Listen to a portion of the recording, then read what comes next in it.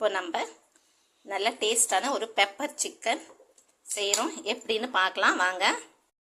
எல்லோருக்கும் வணக்கம். இப்போ நான் பெப்பர் சிக்கன் செய்ய போகிறேன்.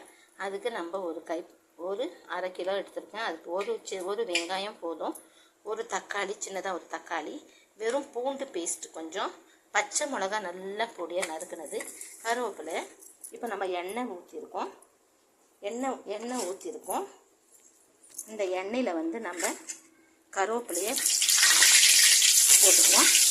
கருவேப்பிலையை போட்டுட்டு இதில் நம்ம பச்சை மிளகாவும் போட்டுடுவோம்.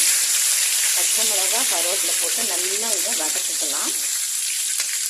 இந்த வெங்காயம் நல்லா வதங்கினதுக்கு அப்புறமா நம்ம பூண்டு பேஸ்ட்டு போட்டுக்குவோம். பூண்டு போட்டுட்டு நல்லா வதக்கிக்கலாம். இது நல்லா வதங்கணும்.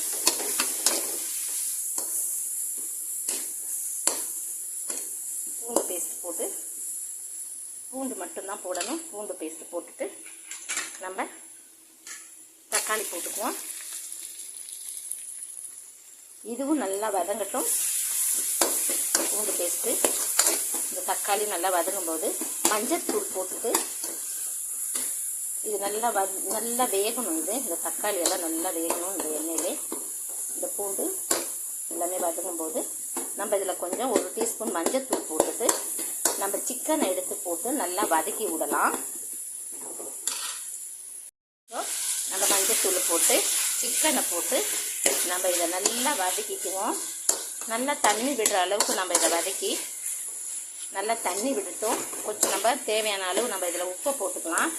உப்பு போட்டுட்டு நம்ம இது நல்லா வதங்கி தண்ணி விடுற அளவுக்கு நல்லா வதங்கி வரட்டும். இது நம்ம கொஞ்சம் உப்பு போட்டுட்டு தண்ணி விட்டு வரட்டும். அந்த அளவுக்கு வதங்கின பிறகு ஒரு கிளாஸ் அளவுக்கு நம்ம தண்ணியை ஊற்றி கொஞ்சமாக நம்ம தேவைப்பட்டால் கொஞ்சமாக வெறும் மிளகாய்த்தூள் ஒரு அரை டீஸ்பூனு போட்டு அதை நம்ம வேக வைப்போம். தேவையில்லைன்னா தேவையில்லை, அதை விட்டுடலாம். நம்ம ஸ்கிப் பண்ணிக்கோங்க. வேக வச்ச பிறகு நம்ம வேக வைப்போம். ஒரு டம்ளர் தண்ணி ஊற்றி நம்ம நல்லா சிக்கனை வேக வைக்கலாம். இப்போ நம்ம இதில் தண்ணி விட்டு வேக வச்சுருக்கோம். இது நல்லா வெந்து வரட்டும்.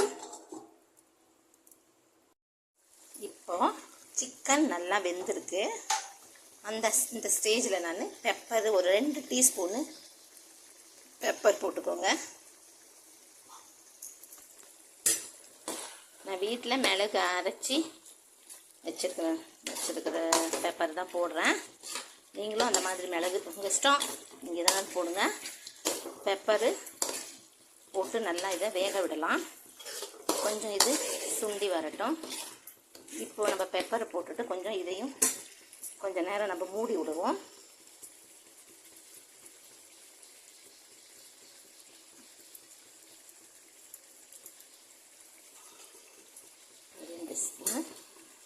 மிளகுத்தூள் இதை மறுபடியும் நம்ம மூடி வச்சுருவோம்.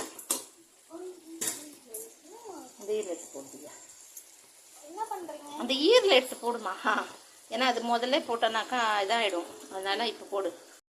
நம்மளோட பெப்பர் சிக்கன் ரெடி ஆகிடுச்சு. பாருங்கள், பெப்பரை போட்டு கொஞ்சம் மூடி வச்சு இறக்கிட்டேன். இப்போ நம்ம இந்த ஸ்டேஜில் இதெல்லாம் நல்லா செட் ஆகிறதுக்கு இங்கே பாருங்கள், ஒரு அரை டீஸ்பூனு கார்ன் மாவு. இதை நம்ம இதில் இப்படி லைட்டாக ஊற்றிட்டு நம்ம இதை வதக்கி விட்டுருவோம். கொஞ்சம் இது வரேன், இது வரேன், இது பண்ணிட்டு இந்த நல்லா இருக்கா? அவ்வளோதான். இதை கொஞ்சம் நம்ம அந்த மசாலா அந்த பெப்பர்லாம் அதில் செட் ஆகும். நம்ம அந்த மாதிரி பண்ணுறதுனால இந்த மாதிரி நம்ம இந்த மசாலாலாம் நல்லா செட் ஆகி வரும். இப்போ கருவேப்பிலை போட்டுக்குவோம். கொஞ்சம்